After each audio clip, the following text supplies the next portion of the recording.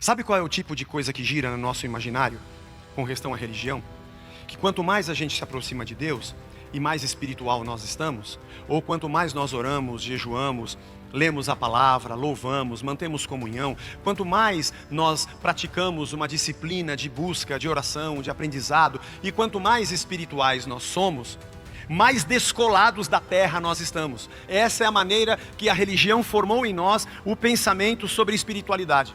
Ah, eu vou falar com aquele irmão é mais espiritual, ele está acima de nós, ele flutua. Ele tem mais revelações, ele anda sobre as nuvens.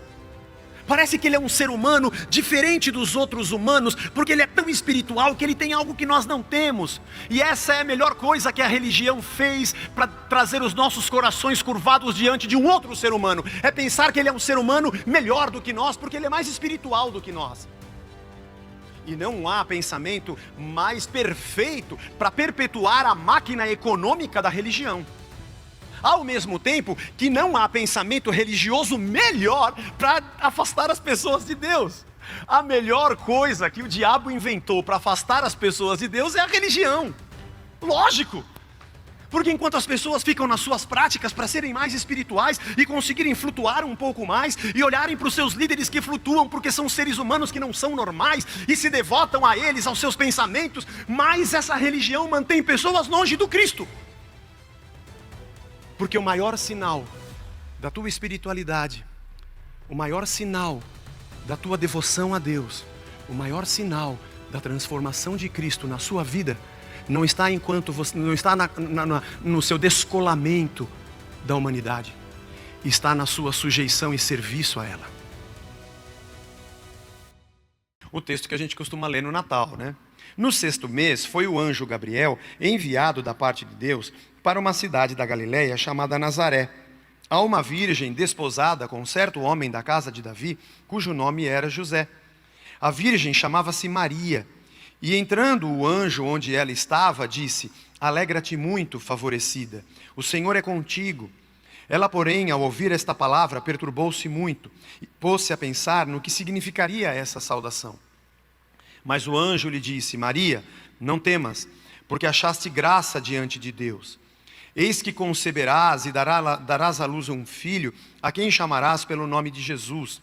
Este será grande e será chamado Filho do Altíssimo. Deus, o Senhor, lhe dará o trono de Davi, seu pai. Ele reinará para sempre sobre a casa de Jacó, e o seu reinado não terá fim. Ele está citando aqui também o profeta Isaías, né? No capítulo 9, quando fala sobre esse menino que nasceria e o seu reino não teria fim. Não era um reino humano, não era um reino de gente de carne e osso. Como é que um rei não tem fim? Então disse Maria ao anjo: como será isso? Pois não tenho relação com homem algum. Respondeu-lhe o anjo: descerá sobre ti o Espírito Santo, e o poder do Altíssimo te envolverá com a sua sombra. Por isso também o ente santo que há nascer será chamado Filho de Deus. Esse texto que Lucas pormenorizadamente relata a Teófilo é para que algumas ideias fossem bem fundamentadas na mente desse seu amigo excelentíssimo Teófilo. E a primeira delas é de que esse Jesus que você está crendo agora, Teófilo, ele não tem a ver com as coisas desse mundo. Ele não foi gerado naturalmente como eu e você. Nós não estamos conversando sobre um rei e sobre um reino que tem a ver com esse chão. Deixa eu gastar aqui 1 minuto com isso para você. Antes de Cristo, no Antigo Testamento, nós tínhamos o povo de Israel como povo de Deus. Esse povo era um povo terreno mesmo. Deus enviou a lei, Cristo não havia se manifestado, a sua palavra e o seu reino não haviam se manifestado, nós não tínhamos a igreja como sendo o corpo do qual o cabeça era Cristo, a habitação do Espírito em nós como temos nos dias de hoje, e a revelação do Cordeiro para nós. Não existia isso ainda, estávamos no momento anterior da história. Esse povo se mantinha povo através da lei. A lei não salvava a pessoa, mas a lei dizia: isso pode, isso não pode. E de certa forma, ela era o balizador: para cá eu não posso vir, para cá eu não posso vir, é por aqui que eu ando. Deus sempre desejou que o seu povo o amasse, sempre desejou que o seu povo fosse fiel à sua verdade e à sua palavra. Aliás, Abraão e os patriarcas foram homens de muita fé. Ninguém era salvo pela lei, porque antes de haver lei, você já tinha gente crendo em Deus e crendo na sua palavra. Mas obviamente que o período do Antigo Testamento, aquele povo era um povo na terra mesmo. A terra era a terra mesmo. A guerra era a guerra mesmo. O reino era reino mesmo. O trono era trono mesmo. Os reis que sentavam ali eram reis humanos mesmo. A fertilidade e a prosperidade era na terra mesmo. Era a plantação mesmo. Era um reino terreno mesmo. E tudo que nós temos no Antigo Testamento diz respeito a um propósito de Deus na terra mesmo. Se crerdes e me ouvirdes, comereis o melhor desta terra. Vocês vão ocupar uma terra prometida, que mana leite e mel, que tem produtos, ela é fértil. Era a terra fértil mesmo, era a plantação mesmo, era a matéria, era a física mesmo. O rei vai ser escolhido e vai sentar no trono mesmo, e se vierem inimigos, não deixem entrar. E esse território eu vou dar para vocês, e vocês vão obedecer a minha lei. É território mesmo, é isso aqui mesmo. E cuidado com esses inimigos, porque se eles acabarem com vocês, acabou o plano. Então você vai ter que ter guerra mesmo, é espada mesmo. O homem era mais gutural, era um homem menos eticamente preparado. Se Deus não falasse dente por dente, olho por olho e dente por dente, se Ele não dissesse para ser assim, era assim: se você quebrou meu dente, eu mato você. Não, matar não, pelo menos você tira o dente dele então. Vamos ser justos e menos desumanos. Portanto, quando você olha o Antigo Testamento, você percebe um reino que era reino. Quando vem Cristo, se esse reino terreno tinha que ser estabelecido na terra, e o menino nasceria desse povo, agora a igreja, depois do menino, não tem um reino nessa terra. Ele leva o menino para os corações, para que o reino de Deus se estabeleça dentro dos homens, e eles creiam no reino futuro. Porque agora não é mais na terra. Você entende isso? Louco, essa noite pedirão a sua alma, e tudo que você ajuntou nesse celeiro será para quem? Palavras de Cristo. Não é mais a fertilidade dessa terra. Aprendi a viver contente em toda e qualquer situação, tanto sei ser honrado como ser humilhado. Já tive experiência de escassez e de abundância. Tudo posso naquele que me fortalece. Então a prosperidade não é mais da terra, terra.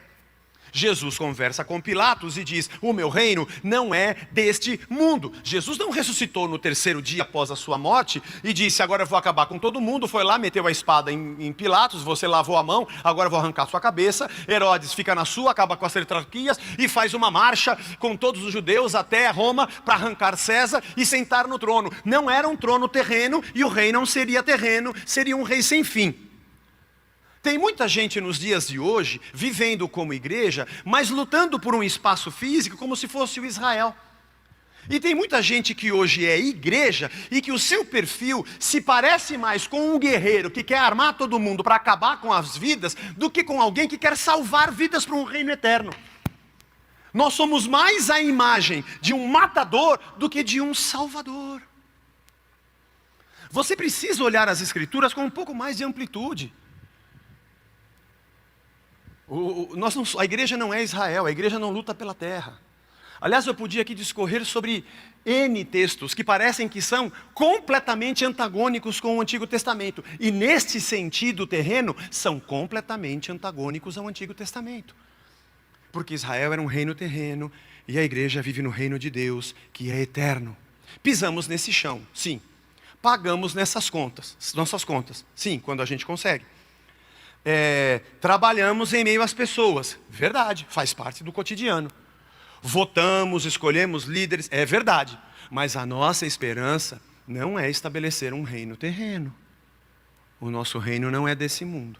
Socorremos, repartimos, sinalizamos o reino, contribuímos, dialogamos, mas segundo as Escrituras, isso aqui tem fim. Nós não estamos enraizados na matéria. estamos enraizados no seu Espírito que habita em nós. Eu não sei se você lê a Bíblia, ou o que você conhece da Bíblia é só o que você ouve das pessoas. Você precisa olhar para a história toda e entender o cenário. Quando Lucas escreve isso para Teófilo, ele está dizendo: Teófilo, esse Jesus que você creu, nasceu assim. Nasceu sobrenaturalmente. Maria perguntou: como é que esse negócio vai acontecer? É impossível, eu nem sou casada. Mas vai vir sobre você o Espírito e você vai dar a luz.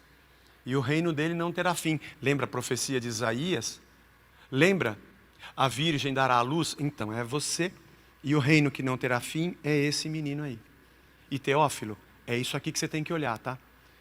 Porque Teófilo, se alguém falasse para ele das profecias do Antigo Testamento, na interpretação dos fariseus, dos saduceus e dos religiosos, dos sacerdotes do templo, eles não diriam que é Cristo. Ele tinha que sair fora desse sistema. Se ele fosse perguntar para Pilatos se esse rei era o rei, Pilatos ia dizer: é lógico que não.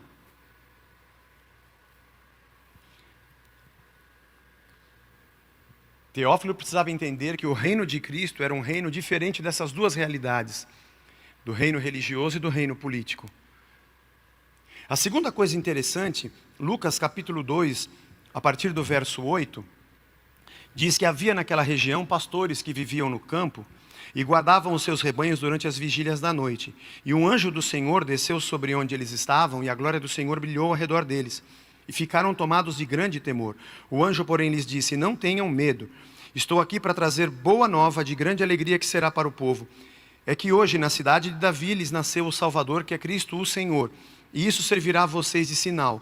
Vocês encontrarão uma criança envolta em faixas e deitada numa manjedoura. Eu vou só até aqui, tá, Pedro? Vou só até aqui pelo nosso tempo. Você conhece também essa descrição? De que os pastores... Aliás, a profissão de pastor era uma profissão não muito nobre. Se você se lembra de quando José foi para o Egito e trouxe sua família, eles eram pastores de ovelha, e isso era tido como algo ridículo, dentro de outras profissões que eram mais nobres. Aliás, ao longo das Escrituras você vai ver isso. Mas por conta de José ter dado tanta prosperidade para o Egito, eles foram para a terra de Gósen e ficaram num lugar muito bom. Porque era mais ou menos como mal visto um pastor de ovelhas.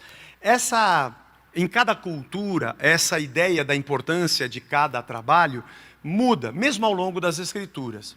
Apesar de Jesus dizer: eu sou o bom pastor, e o bom pastor dá a sua vida pelas ovelhas, e o próprio escrito de Isaías dizendo que ele iria como uma ovelha muda ao matadouro, parece que Jesus escolhe aquilo que é mais simples, para a população menos importante.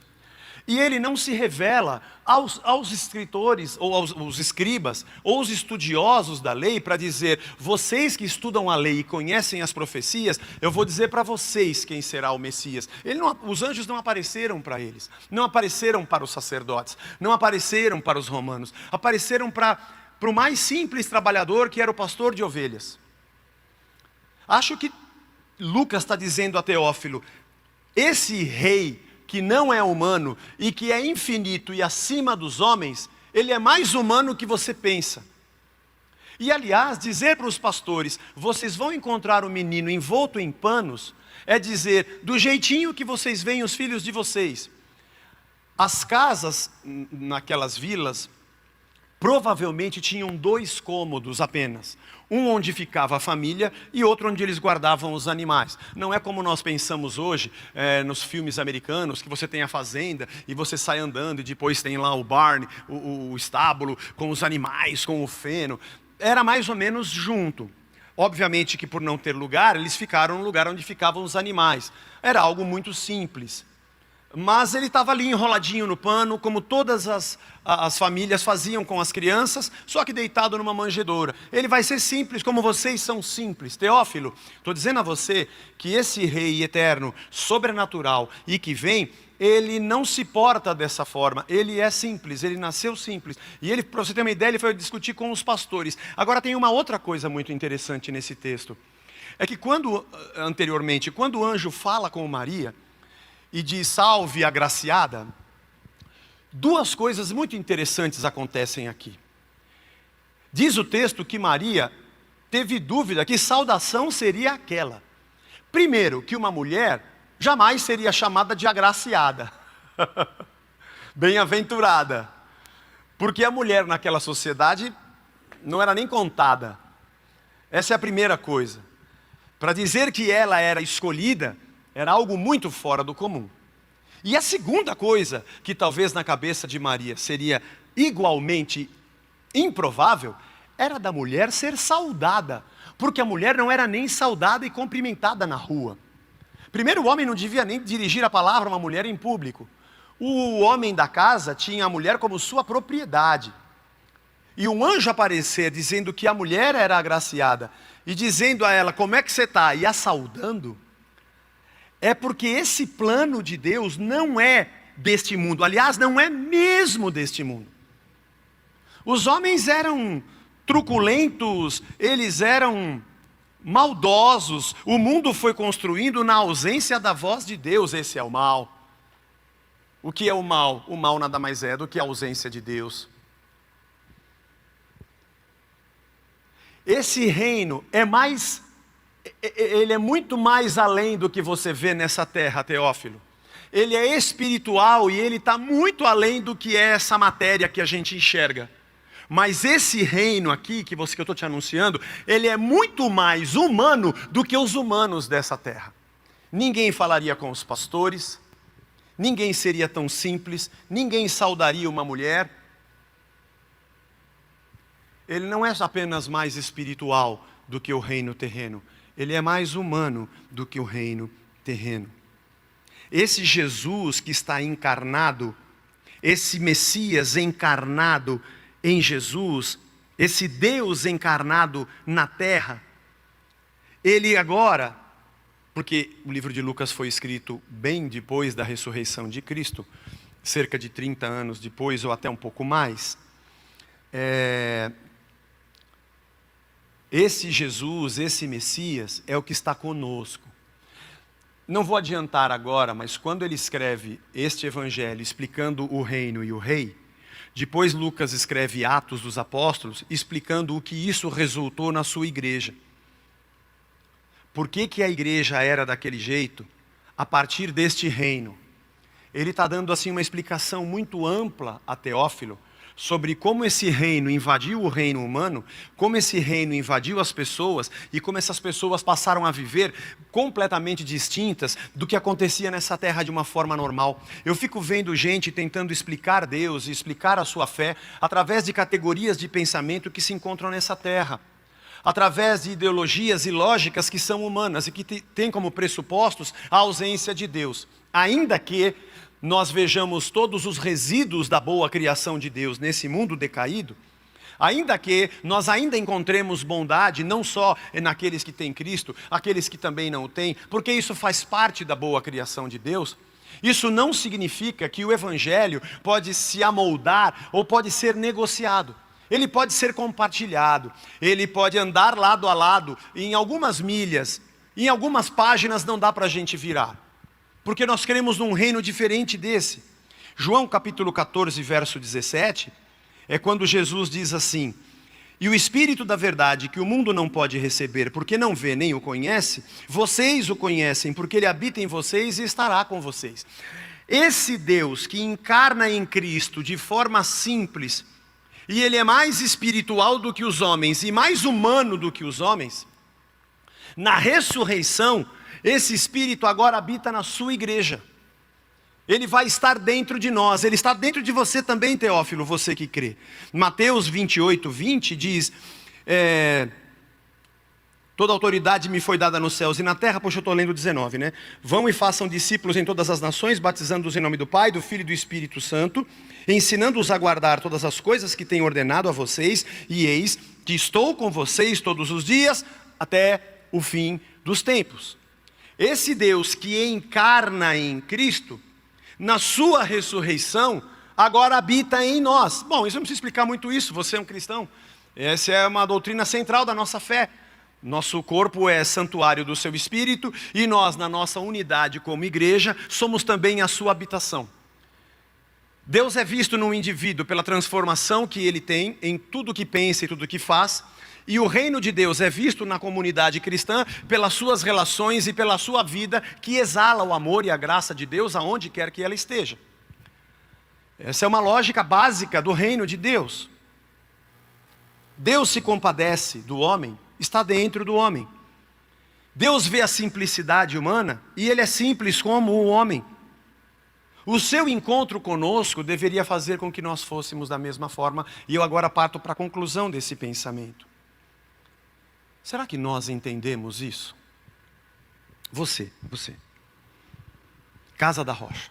Minha responsabilidade como pastor dessa igreja, mas você pode me chamar de Zé, fique tranquilo, todo mundo me chama de Zé, mas como quem pastoreia o rebanho é você. Eu sei que nós temos muitos amigos, irmãos queridos de outros lugares que talvez nos assistam, não se incomode de concordar conosco, não é essa a minha preocupação. Você que é Casa da Rocha, nós estamos entendendo isso aqui? Há um pensamento de René Padilha, que escreve sobre a missão integral da igreja, que ele diz assim: nesse chão aqui, nessa terra, nesse chão de meu Deus que a gente pisa, quem foi o homem mais espiritual que já pisou nesse chão, nessa terra? Quem foi o ser humano mais espiritual que pisou aqui? Eu acho que você vai concordar comigo e vai dizer, foi Jesus, né? Não teve ninguém. Afinal de contas, ele era Deus em carne, né? Ele era Deus revestido de carne e nós somos carne tentando se revestir, se encher de Deus. Mas não teve ninguém mais espiritual do que o próprio Cristo. Não teve.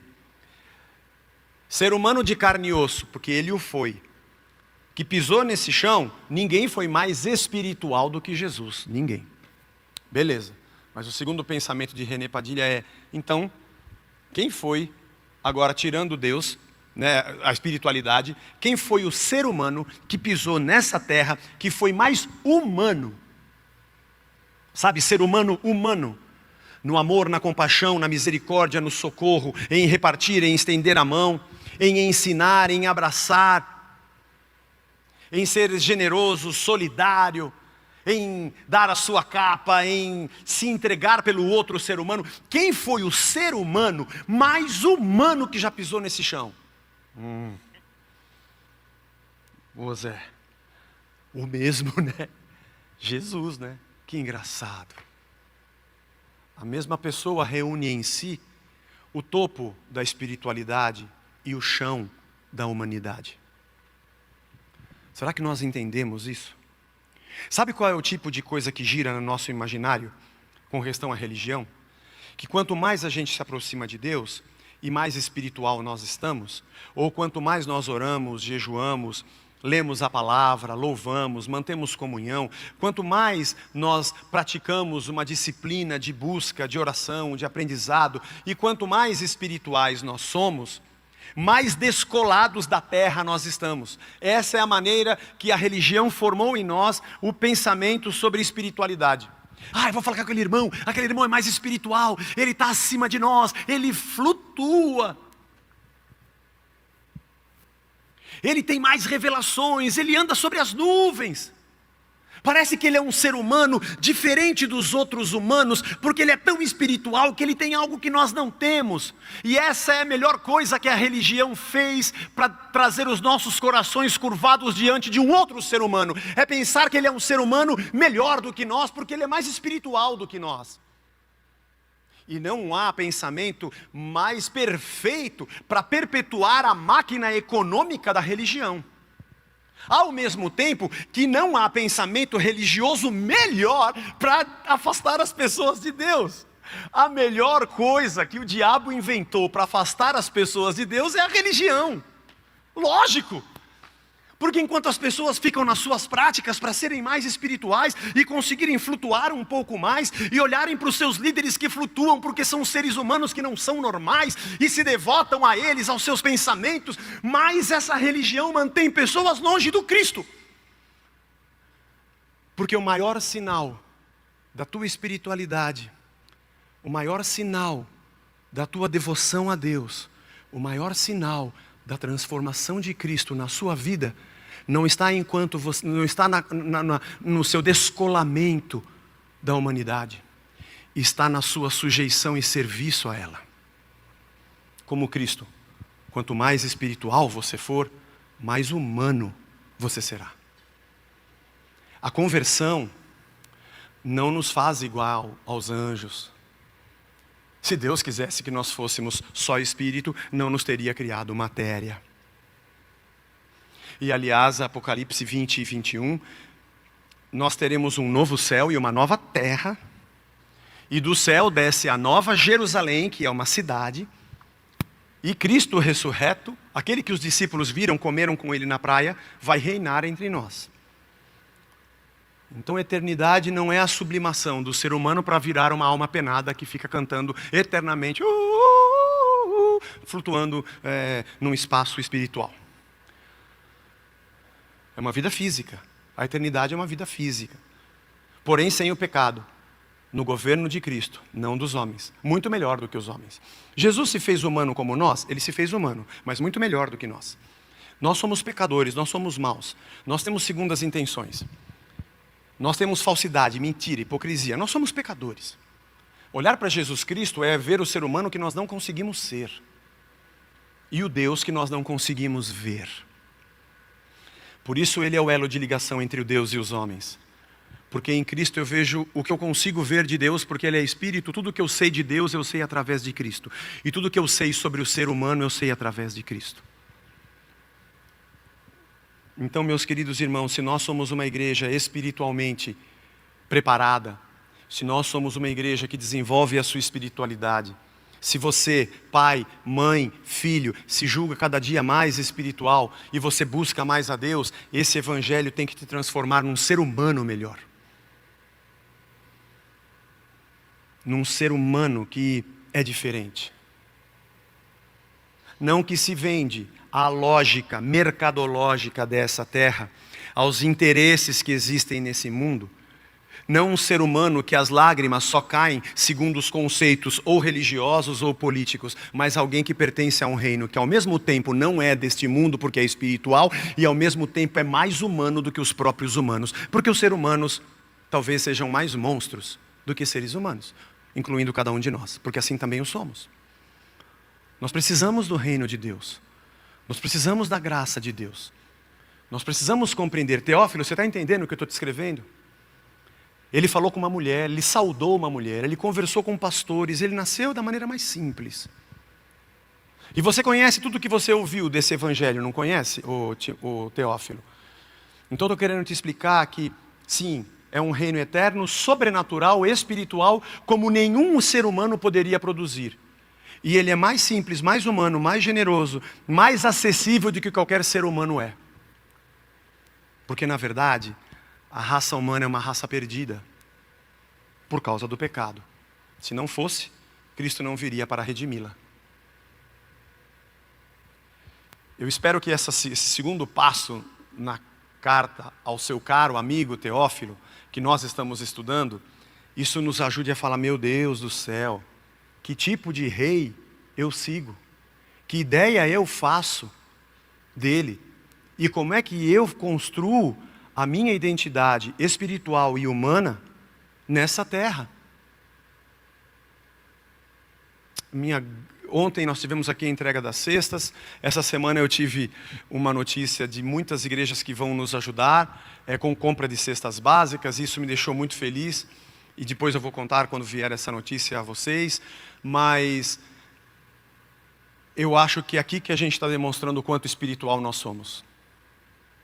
Quando a gente reparte o pão, quando a gente reparte o peixe, quando a gente entrega o cálice, quando a gente anda mais uma milha, quando choramos com quem chora, quando nos alegramos com quem se alegra, quando carregamos as cargas uns dos outros, quando nos sujeitamos uns aos outros no temor do Senhor. Eu estou citando aqui um monte de versículos do Evangelho, tá? Quando nós amamos, quando nós nos entregamos, quando nós servimos, quando os nossos dons apontam para o próximo e quando o nosso fruto alimenta o outro, e quando consideramos os nossos irmãos superiores a nós mesmos. Deixa eu ver se eu lembro mais algum verso aqui de Paulo ou dos Evangelhos. Bom, todas essas coisas são humanas. Os atributos desse reino que está nascendo são humanos, apesar de serem gerados espiritualmente. Porque Cristo nunca ensinou seus apóstolos ou discípulos a flutuarem, a serem melhores no que diz respeito a uma superioridade espiritual e terem um séquito de seguidores aos quais eles dominavam com a sua religião.